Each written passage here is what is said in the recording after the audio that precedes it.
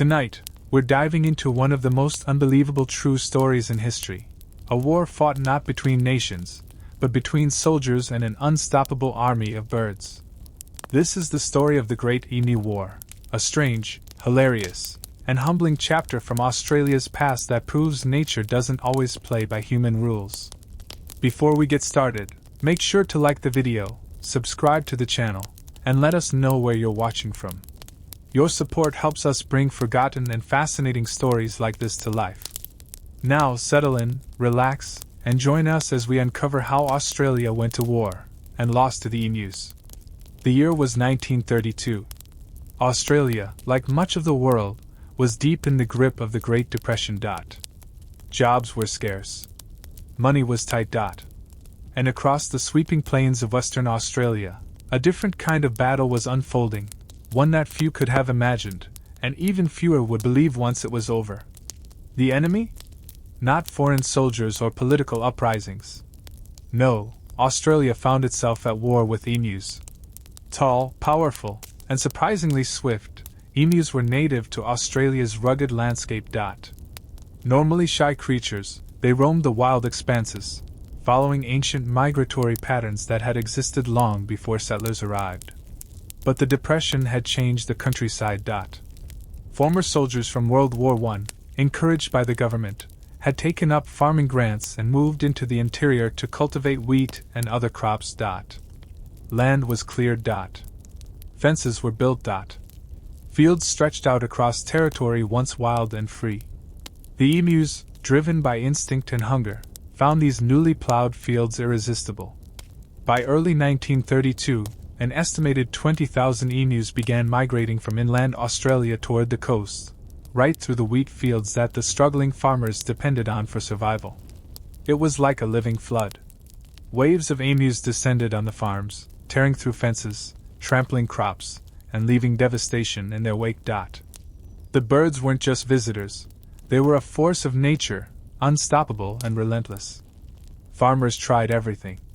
They built higher fences, only to see the emus crash through or find ways around. They fired rifles from their porches, but the emus were swift and difficult targets. Some farmers even tried herding the birds like sheep, only to find that emus were wild, stubborn, and not easily driven. It wasn't long before desperation turned into panic. Every damaged fence also allowed rabbits, another plague upon the land, to rush in and devastate what little the emus hadn't already destroyed. For the farmers, it felt like a war. And so, they turned to the one institution they believed could help. They called in the Australian military. Specifically, they petitioned the Minister of Defence, Sir George Pearce, arguing that since many of the farmers were former soldiers, and since they were protecting government-promoted crops, it made sense to deploy military resources.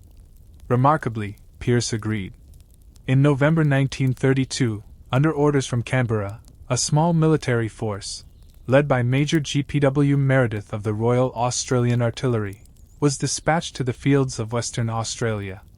They came armed with 2 Lewis machine guns, the same kind of heavy-duty weapons used in the trenches of World War I, and 10,000 rounds of ammunition. It was supposed to be a quick, decisive operation. The army would sweep across the fields, mow down the emu invaders, and restore peace and prosperity to the struggling farmers.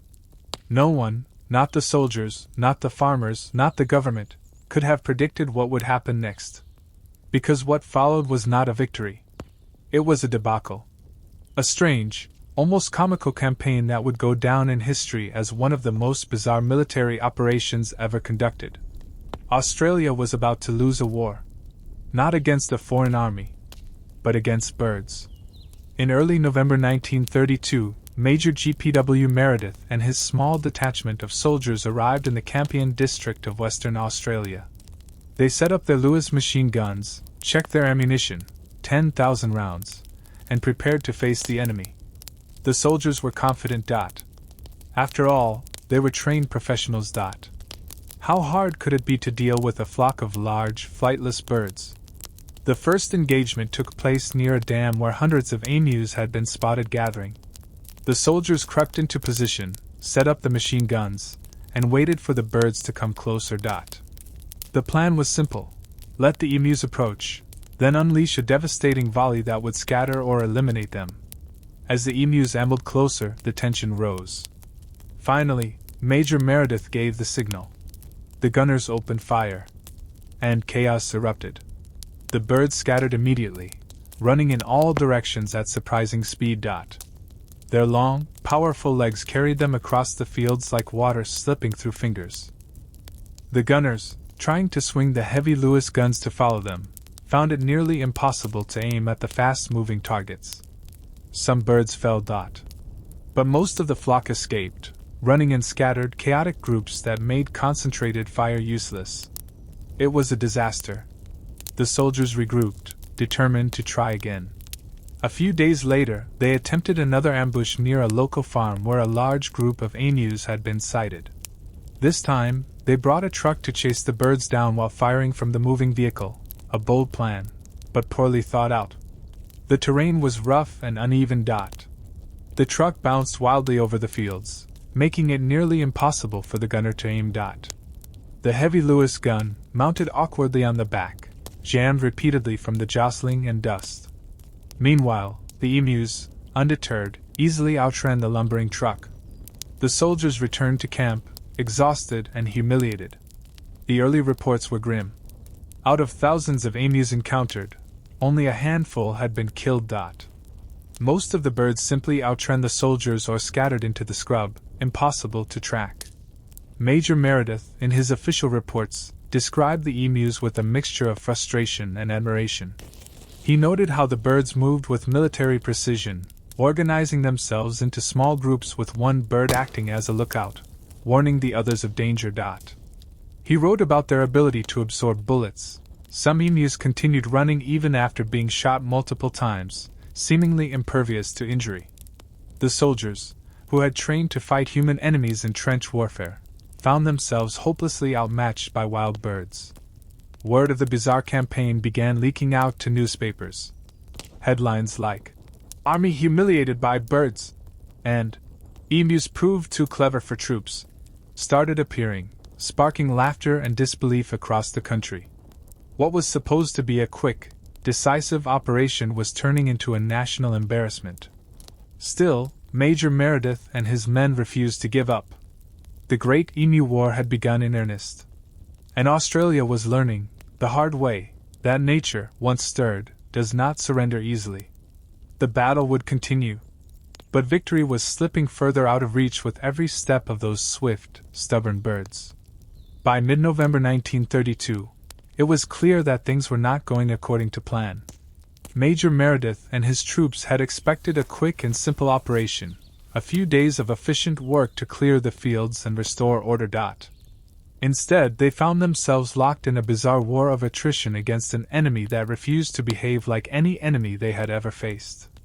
The emus seemed almost invincible. When fired upon, they would scatter in unpredictable patterns, running at speeds of up to 30 miles per hour through rough terrain where vehicles and soldiers struggled to follow. Some birds were seen taking multiple hits and continuing to sprint away, bleeding but unbroken. Groups of emus even appeared to develop tactics. Small clusters, often led by a taller, stronger bird, would break away from larger mobs and lead the soldiers on wild chases across the scrublands, forcing them to waste ammunition and time. Meanwhile, the farmers grew increasingly desperate. Every day, the emus trampled more crops. Every broken fence let in more rabbits, compounding the devastation. For settlers already struggling through the Great Depression, each lost bushel of wheat was another step closer to financial ruin. The soldiers redoubled their efforts. They adjusted their tactics, attempting to focus on smaller groups of birds rather than large mobs. They set up ambushes along known emu trails. They tried to conserve ammunition, knowing that every bullet wasted was a blow to the operation's credibility. And still, the birds outmaneuvered them. On one particularly disastrous day, the gunners expended hundreds of rounds only to bring down a handful of emus, a miserable return on investment. The public, reading about the military's struggle in newspapers, began to treat the emu war as a national joke. Cartoonists drew emus in military helmets, mocking the army's failure. Radio commentators joked about awarding medals to the birds for their bravery and cunning. Major Meredith himself, despite his frustration, developed a grudging respect for his feathered foes. In a later interview, he would famously describe the emus as having military organization, their ability to adopt tactics that made them nearly impossible to defeat in open combat. By the third week of November, the operation was faltering badly. Weather added to the soldiers' misery. Heavy rains soaked the fields, turning the dusty plains into muddy swamps where the trucks bogged down and the soldiers slogged ankle-deep through the muck. The emus, undeterred by the rain, continued to slip through the soldiers' fingers. Word reached Canberra, and politicians began to grow nervous. The Emu War, which had started as a simple favor to struggling farmers, was turning into a public relations disaster. Government officials debated whether to continue the campaign or quietly end it before further embarrassment piled up. Meanwhile, in the fields of Western Australia, Major Meredith and his weary troops prepared for another day of chasing birds through the endless scrub. The soldiers had machine guns. The emus had only speed, instinct, and the wide, open land. And somehow, so far, the birds were winning. By late November 1932, it was becoming painfully obvious to everyone, soldiers, farmers, politicians, and the public, that the Great Emu War was a debacle. The Australian government, initially sympathetic to the farmers' plight, now faced growing criticism from newspapers and voters. Questions were raised in Parliament. Why had the military been deployed against birds? How had the operation failed so spectacularly despite machine guns and thousands of rounds of ammunition? Was the government seriously proposing to fight nature with artillery? Opposition politicians seized on the issue, mocking the ruling party for its bungled handling of the crisis. Satirical headlines blared across the nation.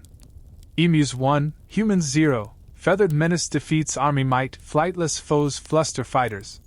Behind closed doors, pressure mounted on the Minister of Defense, Sir George Pearce, who had authorized the operation in the first place. There were calls to withdraw the troops and bring the affair to an end before further national humiliation. Meanwhile, Major Meredith continued to do his best in the field. Despite miserable weather, mechanical failures, and the birds' uncanny ability to evade every ambush, the soldiers kept at it, firing thousands of rounds, often for meager results. By some estimates, the kill ratio was as low as 1 emu per several hundred bullets fired. It wasn't just embarrassing, it was expensive. In a time when every penny mattered during the Depression, the public questioned why the government was spending money on a losing battle against birds instead of helping struggling families directly. On December 2, 1932, less than a month after the operation had begun, the government finally pulled the plug. The military was ordered to withdraw. The soldiers packed up their machine guns, loaded the trucks, and left the farmers to face the emu invasion on their own. The official kill count? Roughly 986 confirmed kills, out of an estimated 20,000 emus. Another 2,500 birds were believed to have died from wounds later, but even with those numbers, the emu population remained vast and thriving. The Great Emu War was, by any measure, a defeat. Not for the soldiers, who had fought with determination and professionalism under ridiculous circumstances. But for the idea that modern technology could easily bend nature to human will. The farmers were furious. Without military support, they turned again to their own efforts, shooting when they could, reinforcing fences, inventing new deterrents. Some even lobbied for renewed military assistance, but the government refused, wary of another public relations nightmare. Instead, in the following years, the government provided subsidies for ammunition and promoted the use of bounty systems, paying farmers for every emu they could prove they had killed. It wasn't glamorous, but it was practical. In the end, it wasn't machine guns that checked the emu problem. It was persistence, adaptation, and the hard, thankless labor of the farmers themselves. Still, the memory of the Emu War lingered. It became a national legend, a bizarre chapter in Australian history that combined absurdity, frustration, and a healthy dose of humility. Because sometimes, no matter how advanced the technology, or how determined the people, nature wins. And in 1932, on the windswept plains of Western Australia, the emus had won. In the aftermath of the Great Emu War, the farmers of Western Australia were left to fend for themselves. The soldiers were gone. The machine guns were silent. The fields still belong, in large part, to the emus. For the farmers, the withdrawal of military support felt like a betrayal. They had been promised help, promised that the government would stand with them against the natural forces tearing through their livelihoods. Instead, they were handed a handful of bullets and a bounty system and told to deal with the problem on their own. It wasn't enough. The emus continued to plague the farmlands for years after the failed military operation. Flocks would move in, stripping fields of crops, trampling fences, and leaving devastation in their wake. The farmers, though exhausted and disheartened, adapted. They organized culling parties, working in groups to hunt emus more effectively. Some built improved fencing, not just against rabbits but strong enough to deter or redirect the birds. Others turned to innovation, creating homemade traps, deploying scarecrows, and experimenting with deterrents. The bounty system offered modest relief. Hunters were paid for each pair of emu legs they turned in, providing incentive for private citizens to participate in controlling the population. Over time, this decentralized approach proved more sustainable than the military intervention had ever been. It wasn't glamorous. It wasn't easy. And it certainly wasn't decisive. But slowly, through sheer persistence and hard labor, the farmers began to reclaim their land. Meanwhile, the government learned a few hard lessons. Deploying military force against wildlife, it seemed, was not only ineffective but politically disastrous. Future efforts to manage Australia's environmental challenges would lean more heavily on scientific study, controlled culling, and ecological planning, though Australia's struggles with invasive species would continue for decades. The emus, for their part, remained largely indifferent to the chaos they had caused. They returned to their natural rhythms, migrating with the seasons, surviving where they could. They remained, and still remain, a resilient and iconic part of Australia's natural heritage. Ironically, despite being viewed as pests during the 1930s, emus later became a national symbol.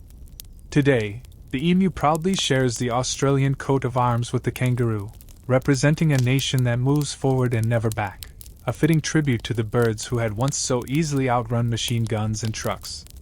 In time, the farmers rebuilt their communities. They endured the Depression.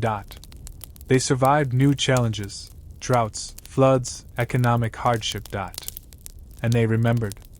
The story of the Emu War passed into folklore, a strange, almost unbelievable chapter in the tough, often harsh history of life in the Australian outback. For those who lived through it, it was no joke. It was a hard, bitter struggle for survival against an enemy they never truly expected. An enemy that didn't fire back. An enemy that simply ran faster, fought harder, and refused to be beaten. The Great Emu War was over. But its legend had only just begun. As the years rolled on, the Great Emu War faded from immediate memory. The Depression lifted, World War II swept across the globe, and Australia's focus shifted to new challenges and greater trials.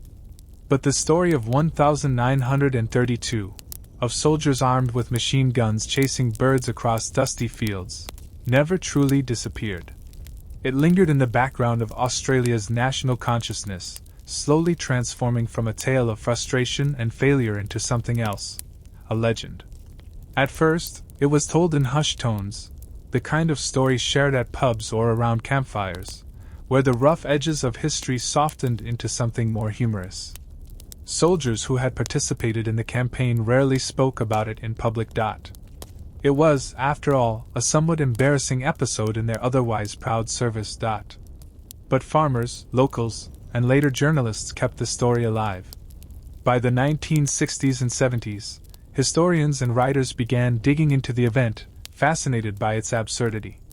The more they studied it, the more they realized that the Emu War was not just a slapstick military blunder. It was a window into a harsher reality. The desperation of Depression-era farmers, the dangers of Australia's untamed interior, and the sometimes comical arrogance of humans trying to impose their will on nature. In the 1980s, the story gained even wider attention as a symbol of Australian humor and resilience. Australians, famous for their dry wit and love of underdog tales, embraced the Emu War as a kind of unofficial national joke, a reminder that even the best laid plans can be undone by nature's simple, stubborn chaos. The emus, once seen as pests, became almost heroic figures in popular imagination. They were survivors. They had outrun machine guns. They had beaten the government at its own game. They embodied a certain kind of Australian spirit, tough, wild, and unwilling to bow to authority. Today, the Emu War is taught in Australian schools as part of the nation's quirkier historical episodes. It has been the subject of documentaries, articles, and countless internet memes. Even international audiences have come to know the story, often reacting with disbelief. Wait, they ask. Australia really lost a war to birds? Yes. And Australians, with characteristic good humor, don't deny it. They own it. The Emu War has even inspired art. Comedy sketches, animated retellings, fictionalized films and novels. There's talk from time to time of making a major motion picture, an epic or a satire, about the Great Emu War. Because why not? In a world full of serious conflicts and somber histories, the Emu War stands out as something different, a true story where the battle was real, but the lessons were wrapped in laughter and humility. It reminds us that sometimes, despite our machines, our plans, and our pride, we're no match for the stubborn rhythms of the natural world. Sometimes the birds win. And sometimes, the only thing left to do is laugh, shake your head, and keep moving forward.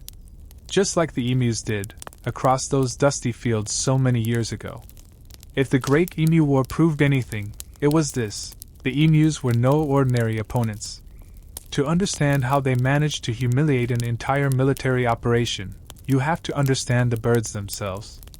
Emus are the second largest living birds in the world, behind only their distant cousins, the ostriches. Native to Australia, they are perfectly adapted to life in the rugged, unforgiving outback. Standing over 6 feet tall and weighing up to 100 pounds, emus are deceptively powerful. Their long, muscular legs allow them to sprint at speeds of up to 30 miles per hour, and they can maintain those speeds over long distances. In the wild, speed is survival. But it wasn't just speed that made them difficult targets.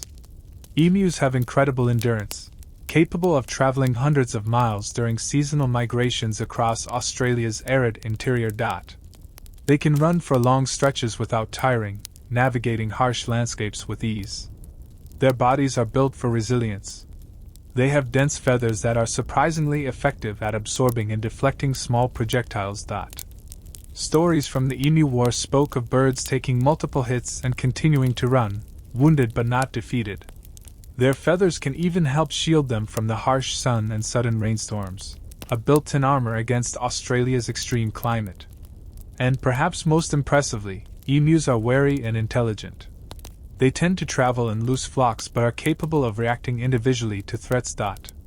When one bird senses danger, it alerts the others, who scatter in unpredictable, zigzagging patterns, making it nearly impossible to aim accurately at a moving group. It's not that the emus fought back in the traditional sense. They didn't organize ambushes or build defenses. They simply behaved exactly as nature had taught them: survive, run, adapt. Against them, the heavy Lewis machine guns, designed for the slow, deliberate trench warfare of World War I, were clumsy and ineffective. The soldiers were trained to fight human enemies in contained battlefields, not fleet-footed birds across miles of open, uneven terrain. Major Meredith himself noted this in his reports, expressing frustration at the hit-and-run tactics of the emus. He even joked that if Australia ever faced a real war, it might do well to study the tactics of its feathered adversaries. In a strange way, the emus became a mirror. They reflected back humanity's overconfidence. They showed that technology, planning, and brute force mean little when faced with adaptability, resilience, and raw instinct. The Emu War wasn't lost because the soldiers weren't brave or skilled. It was lost because they underestimated nature. Because they thought a problem born of the land could be solved with guns and ammunition alone. Instead, the emus, ancient, stubborn survivors of a harsh continent, proved that the old ways of endurance and instinct were sometimes stronger than all the might of modern invention. And in doing so, they earned a strange kind of respect. Today, emus continue to roam Australia's vast interior. They remain wild, free, and untamed, living symbols of a land that refuses to be fully conquered. The soldiers packed up their guns and went home. The emus simply kept walking. The Great Emu War was, on the surface, a comedy of errors. Soldiers chasing birds with machine guns. Trucks bogged down in muddy fields. Thousands of rounds fired for only a few hundred confirmed kills. It reads like something out of a far-fetched novel. But beneath the absurdity, the Emu War revealed deeper truths about Australia, and about humanity's relationship with the natural world. Australia is a land shaped by extremes. Scorching deserts, impenetrable bush, endless miles of rugged coastline. It is a continent where survival often demands adaptability over force. The people who lived there, indigenous Australians for tens of thousands of years, understood this deeply, moving with the land rather than trying to conquer it. European settlers, on the other hand, arrived with a different mindset. They brought farming practices designed for the temperate climates of Europe. They built fences, plowed vast fields, and expected nature to yield to human will. In some places, this worked. In many others, it led to disaster, soil erosion, dust storms, rabbit plagues, and yes, battles with emus. The Emu War was not just about birds. It was about the collision between two different ways of understanding the land. The emus were not villains. They were simply following ancient migratory routes, doing what they had always done, moving across the land in search of food and water. It was the sudden presence of wheat fields, sprawling, unnatural oases, that drew them in. To the emus, it was survival. To the farmers, it was invasion. Neither side was truly wrong. But the methods chosen to resolve the conflict, machine guns and military force, revealed how poorly humans sometimes understand the systems they live within. Nature is not an enemy to be defeated. It is a force to be respected, adapted to, and, when possible, worked with rather than against. Over time, Australians learned this lesson more deeply. Agricultural practices evolved. Land management strategies improved. A new respect grew for the delicate balance between settlement and wilderness. Yet, the Emu War remains a stark, almost cartoonish reminder of the cost of underestimating that balance. It reminds us that when we treat nature as a problem to be solved with brute force, we often create bigger problems than we fix. Today, in a world facing global environmental challenges, climate change, deforestation, species extinction, the lessons of the Emu War feel more relevant than ever. It teaches humility. It teaches respect for resilience. It teaches that sometimes the smartest thing to do is not to fight harder, but to step back, observe, and understand. Because no matter how powerful our machines, no matter how clever our plans, there will always be forces in this world that refuse to bend. For Australia, the emus were one of those forces. For the rest of us, they remain a reminder: respect the land. Adapt to the world as it is. And never, ever underestimate a determined bird. Long after the guns had fallen silent and the fields of Western Australia had returned to quiet, the men who fought in the Great Emu War carried their memories with them. For many, it was an experience unlike anything else they had faced, including those who had served in the trenches of World War I. Major G.P.W. Meredith, the officer in charge of the operation, later spoke candidly about the campaign. He admitted the difficulties, the miscalculations, and the sheer absurdity of trying to fight nature with machine guns. In interviews, Meredith described the emus with a strange combination of frustration and admiration. He called them remarkable creatures, agile, resilient, and virtually immune to small arms fire. He even joked that if Australia ever faced an invasion, they might want to deploy a division of emus as their first line of defense. The soldiers under his command felt similarly. They had gone into the operation with a sense of duty, believing they were helping farmers protect their livelihoods. They had followed orders, set ambushes, fired their weapons, and done everything they could to carry out the mission. But they also understood, perhaps more quickly than the politicians in Canberra, that the war was unwinnable from the start. The conditions were impossible. The birds were too fast. The terrain too rugged. The logistics too poor. The strategy ill-suited for such a wild and unpredictable foe.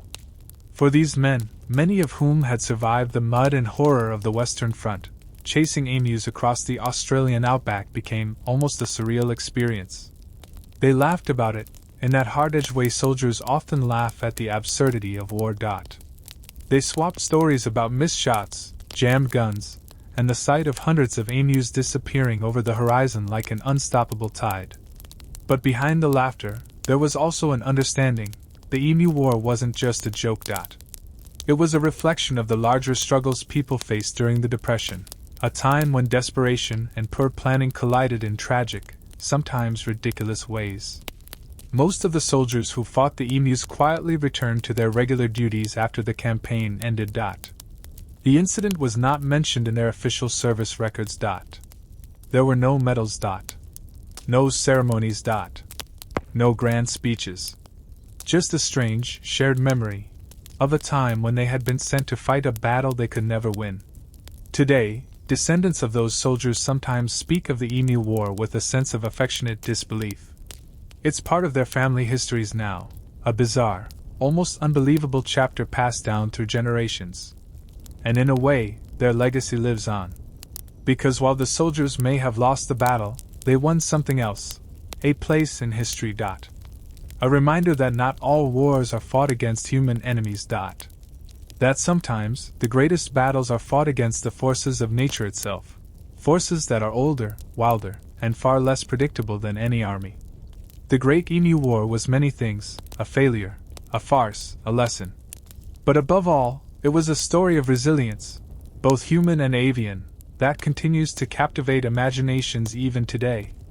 Today, the story of the Great Emu War lives on, not just as a quirky footnote in Australian history, but as a lasting symbol of human folly, resilience, and humility.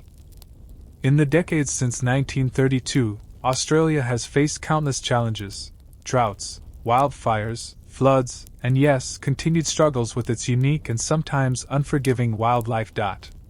The land remains vast, wild, and beautiful, a place that demands respect from those who try to tame it.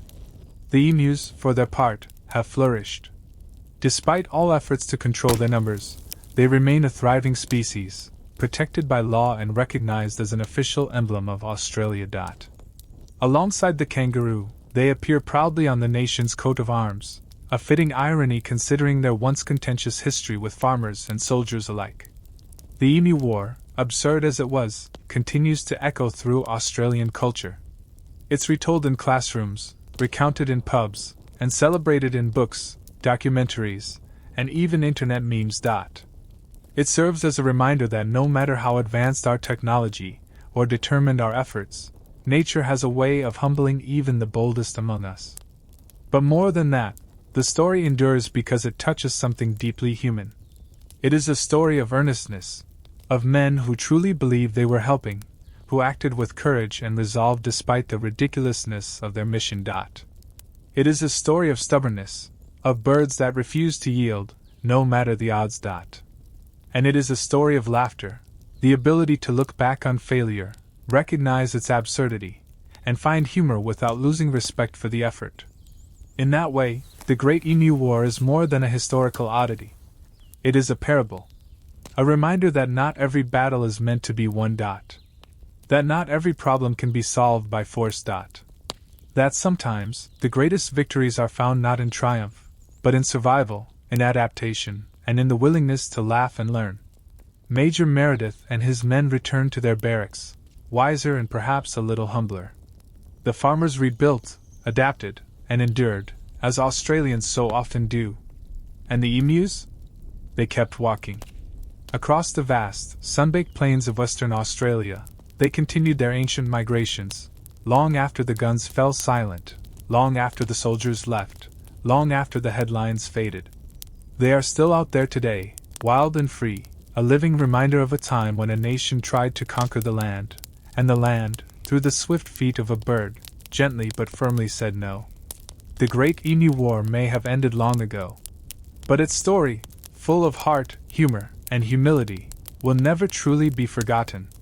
Because sometimes, the greatest stories are the ones where the underdog wins, even if the underdog happens to be a 6-foot-tall bird. And that was the story of the Great Emu War, a battle fought with courage, determination, and more than a little absurdity. If you enjoyed this journey into one of history's strangest episodes, don't forget to like the video, subscribe to the channel, and share your thoughts in the comments. Would you have bet on the soldiers, or the emus? We'd love to hear. Thank you for being with us tonight.